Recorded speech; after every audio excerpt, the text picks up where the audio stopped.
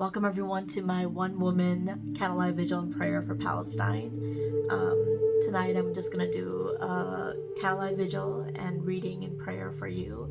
My name is Dr. Elsa, and this channel is about self-empowerment to community empowerment to changing our stars and embracing that transformative power of difficult conversations. So thank you so much for joining me tonight. In this video, I hope to share with you a little bit of a candlelight visual and a reading and prayer and offering of peace with regards to the current events. As you all know what's been happening, we're all glued to our televisions. We haven't been sleeping, and even tonight it's like 1:30 a.m. right now, but I want to get this video done.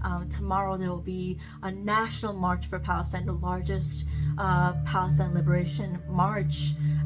So I hope to participate in that and share some videos and insight from that tomorrow. Tonight I am doing this sort of woman show for you, and I really appreciate you joining me. So initially I just wanted to express condolences to all that have all the lives that have been lost in both Israel and Palestine. And what I'd like to do is focus on Palestine tonight, just considering the scale of what has happened there and what is going on in terms of the humanitarian catastrophe, the human rights violations and whatnot. And I'm just all the suffering that is happening for the Palestinian people. I do want to express my sincere thanks to the Jewish community for all that you have been doing in the front lines, calling for a ceasefire and calling for peace. And you've really been a strong voice and an offering of peace and an end to this violence and bloodshed. And it's just been so moving and inspiring to see, your leadership in this, and to support the Muslim world, and to support the Palestinians that are suffering immensely right now. As you all know, and I don't need to rehash everything that's been going on in the news, because we're all watching, what's happening on the ground with, in a way that we never have before. But I do want to say just a few sort of updates with regards to the situation in Palestine. There have been nearly 10,000 Palestinians that have been massacred in this conflict, and we're anticipating much more than that, and up to 4,000 of them have been our children of Gaza. There have been bombings and airstrikes that have been relentless on hospitals, schools, refugee camps, residential homes and neighborhoods, and been no end in sight for these bombings and airstrikes. There have been significant cases of humanitarian laws and human rights laws that have been violated by the Israeli government within this conflict. Multiple reputable sources have cited that this could either be on the brink of genocide or is in fact a genocide. Recently, a key official of the United Nations has resigned because of the United Nations lack of effective action to intervene in this conflict, and that the US just approved $14.3 billion of aid to Israel for their self-defense, without any conditions and without any consideration of the humanitarian catastrophe that is happening within Palestine. And all the while, the humanitarian aid has been halted and been distributed at a very slow pace, and in a quantity that is a lot lower than what they have been receiving in the past. And as we all know, that Gaza was already in a very difficult humanitarian situation under the occupation. It was declared unlivable in 2020, and now it is gotten 10 times worse. It's hard to even imagine, that it could have gotten worse, and the situation is just appalling. And we're all watching what's happening to Gaza. And it's devastating. It's so devastating.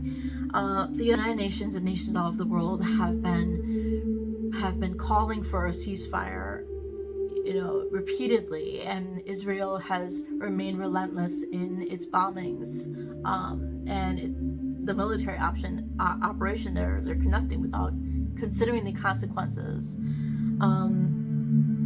So today, what I want to do is this candlelight vigil, and as I said, tomorrow, I plan to, or later on today, actually, as it's early in the morning right now,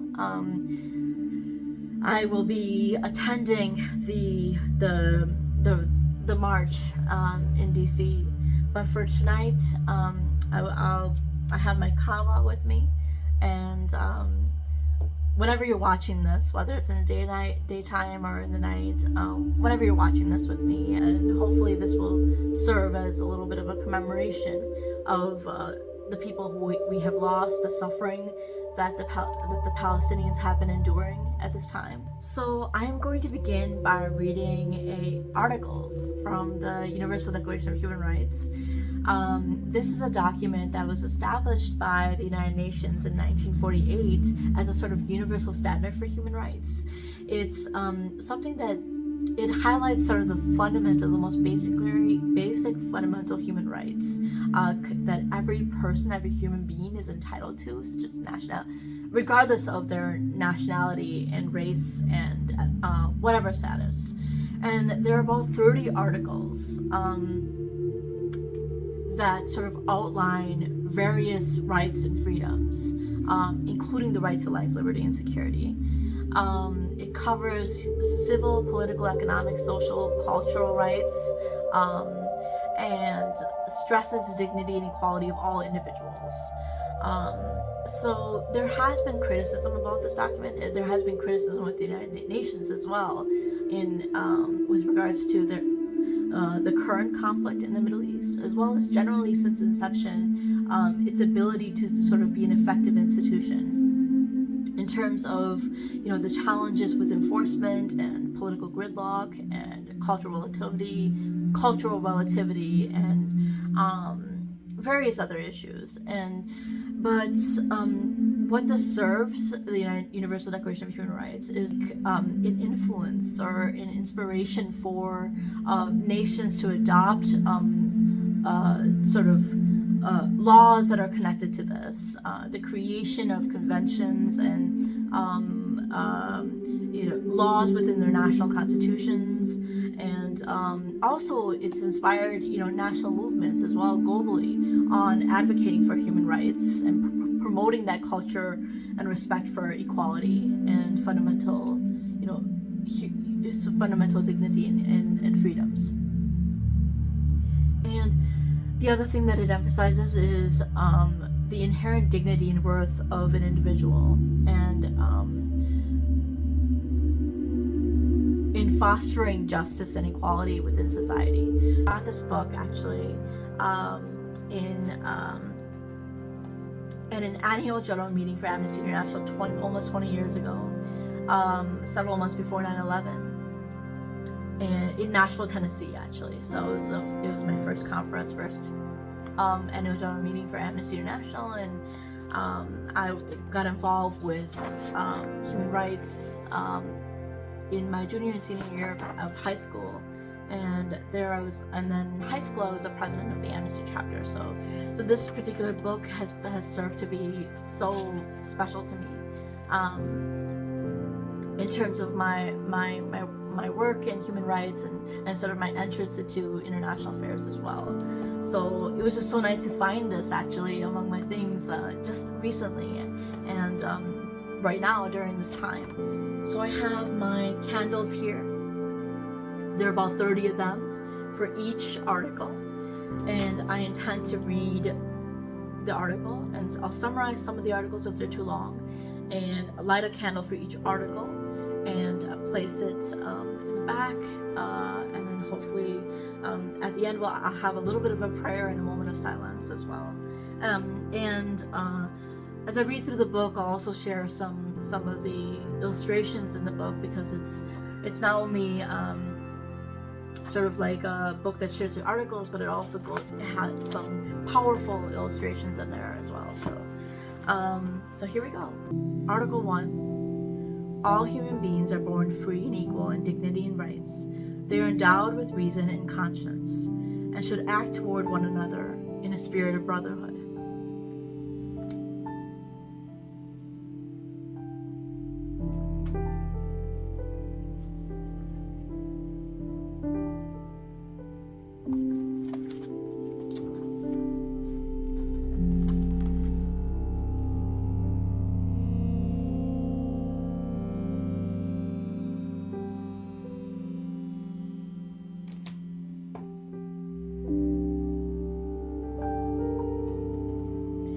Article 2. Everyone is entitled to all the rights and freedoms set forth in this declaration, without distinction of any kind, such as race, color, sex, language, religion, political or other opinion, national or social origin, property, birth, or other status.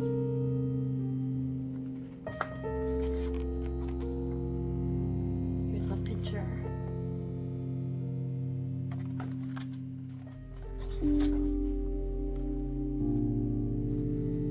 Article 3. Everyone has a right to life, liberty, and security of person.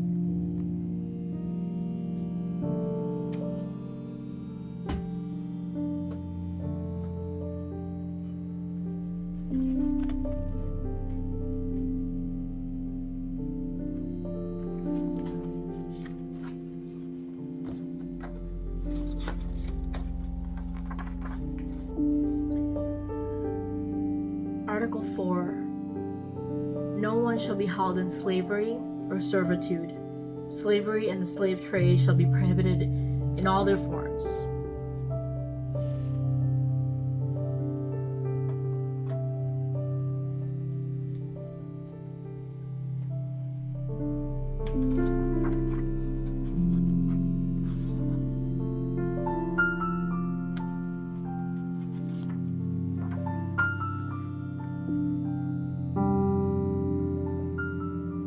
Article 5.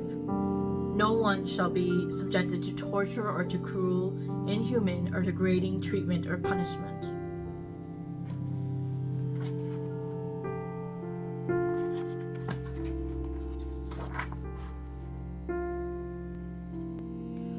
Article 6. Everyone has a right to recognition everywhere as a person before the law.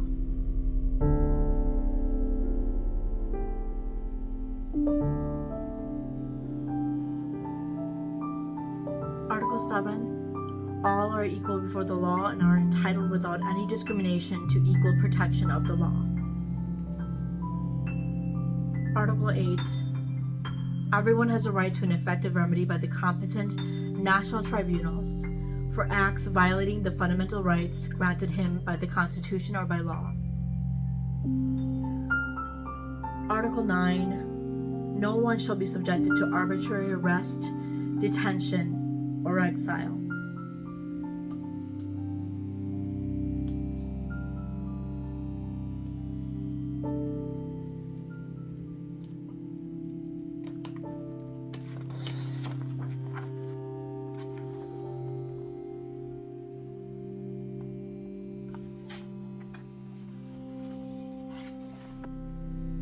Article 10. Everyone is entitled to full equality to a fair and public hearing by an independent and impartial tribunal in the determination of his rights and obligations and of any criminal charge against him.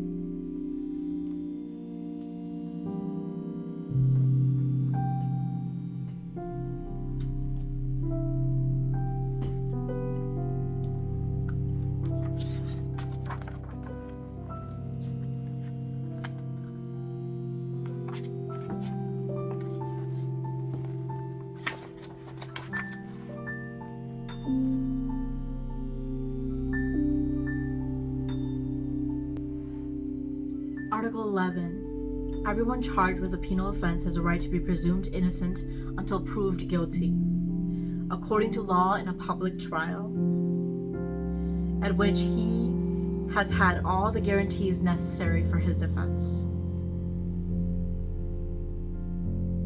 Article 12.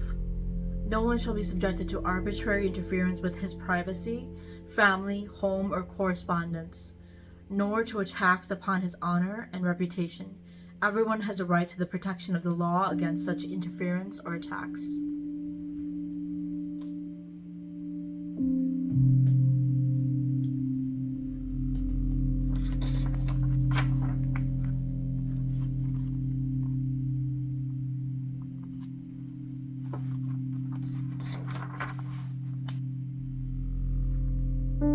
Article 13. Everyone has a right to freedom of movement and residence within the borders of each state. Everyone has a right to leave any country, including his own, and to return to his country. Article 14. Everyone has a right to seek and to enjoy in other countries asylum from persecution. This right may not be invoked in the case of prosecutions genuinely arising from non-political crimes or from acts contrary to the purposes and principles of the United Nations.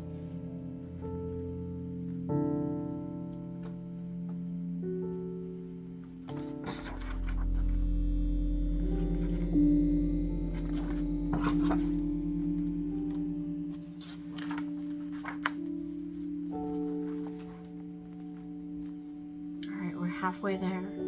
Article 15. Everyone has a right to a nationality. No one shall be arbitrarily deprived of his nationality, nor denied the right to change his nationality.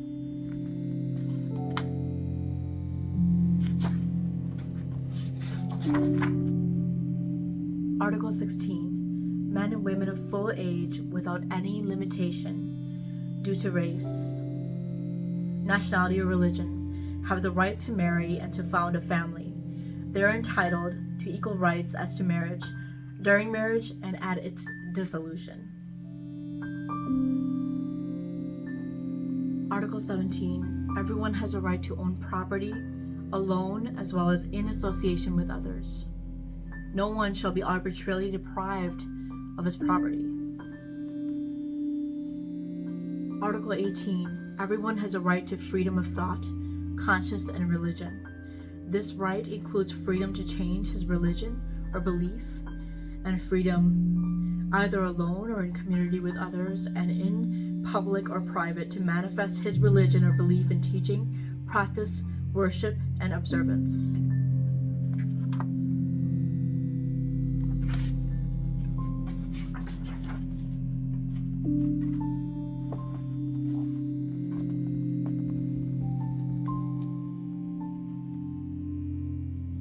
Article 19. Everyone has a right to freedom of opinion and expression. This right includes freedom to hold opinions without interference and to seek, receive, and impart information and ideas through any media and regardless of frontiers.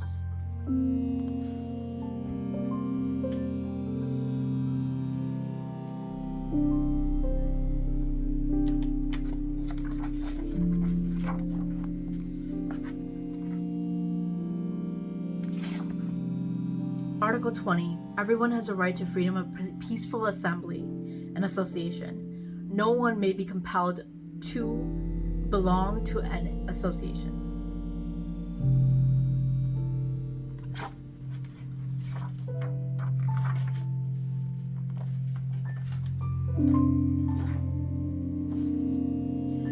Article 21. Everyone has a right to take part in the government of his country, directly or through freely chosen representatives.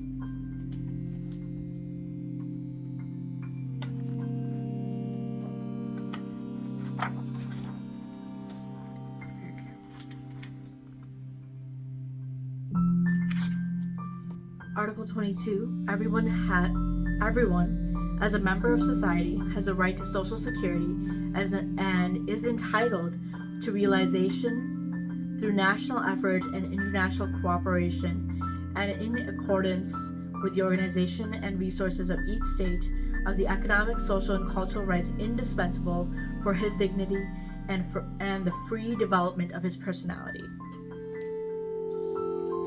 Article 23. Everyone has a right to work, to free choice of employment, to just and favorable conditions of work, and protection against unemployment.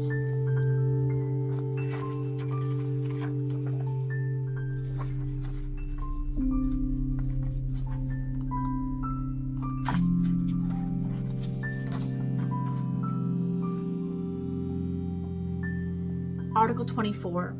Everyone has a right to rest and leisure, including reasonable limitation of working hours and periodic holidays with pay.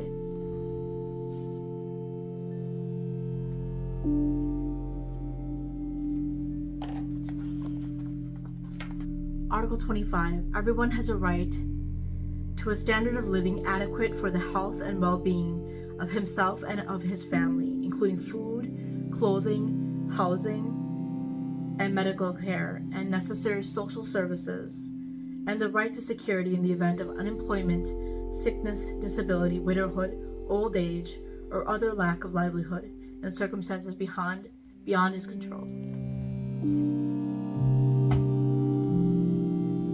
Article 26. Everyone has a right to education.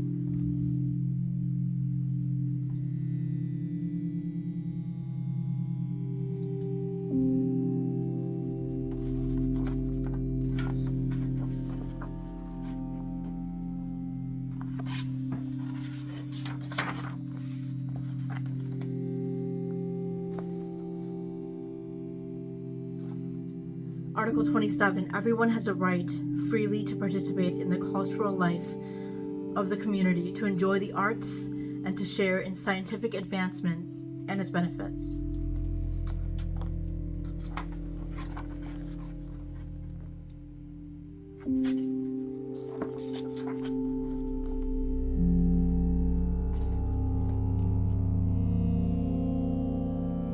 Article 28. Everyone is entitled to a social and international order in which the rights and freedoms set forth in this declaration can be fully realized.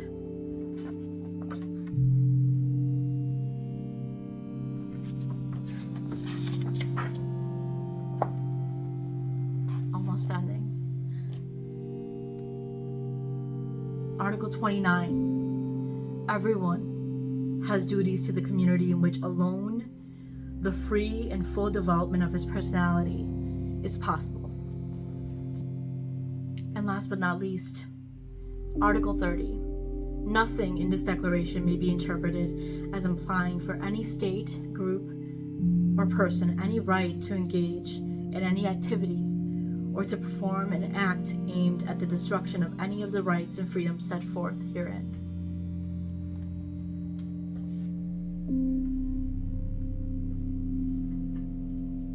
So there we have it, folks.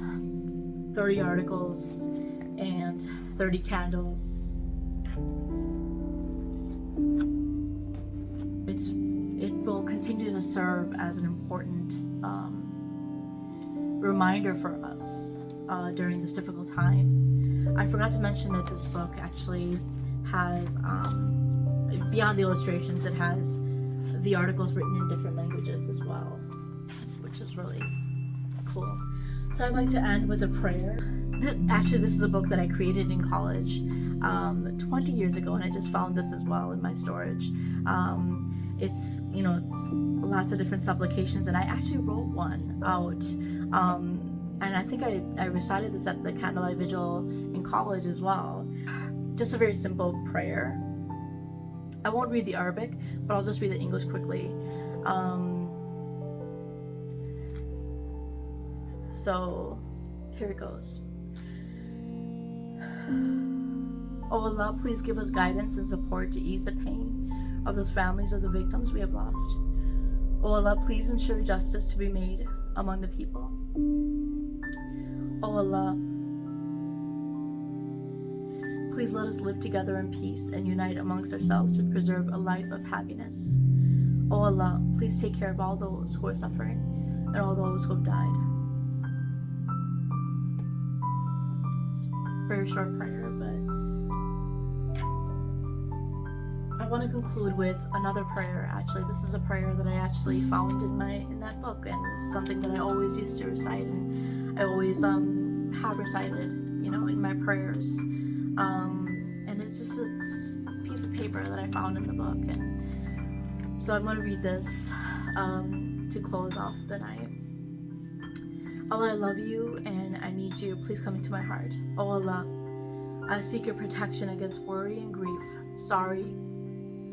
sorrow, weakness, indolence, against helplessness and laziness, cowardice and stinginess, burden of debts, and the oppression from people. Amen. So I'd like to actually end with a moment of silence to commemorate all those who we have lost and all those suffering at this moment in Palestine.